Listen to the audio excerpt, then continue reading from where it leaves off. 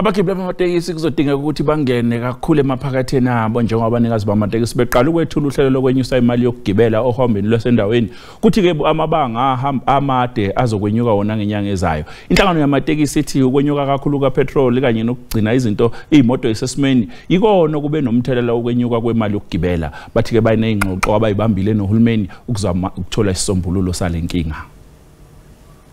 I-NTA iphakamisa ukuthi imali yokugibela amatekisi yenyuke ngamaphesenti aphakathi kwama-25 nama-30.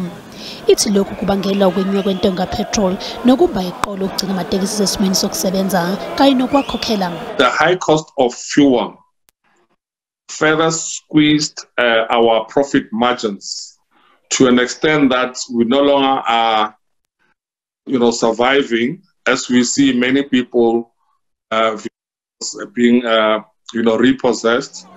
Abagibeli bakhathazekile ngokwenyuka kwezindleko zokuphila kepha imiholo imindawonye. People are spending more on transport than on food and other things.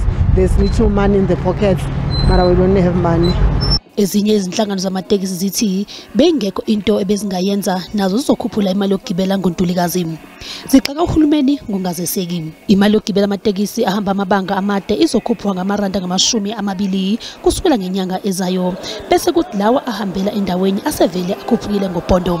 I-price yokukhuphuka iba ngoJuly, but for petrol price yaslimaza because at this moment nasingayikhuphula imali manje abantu bazoba nenkinga. Lo mfelandawonye wezinhlangano zamatekisi uthi ucela uhulumeni kuba abhekane nodaba longaxhaswa kwalomkhakha.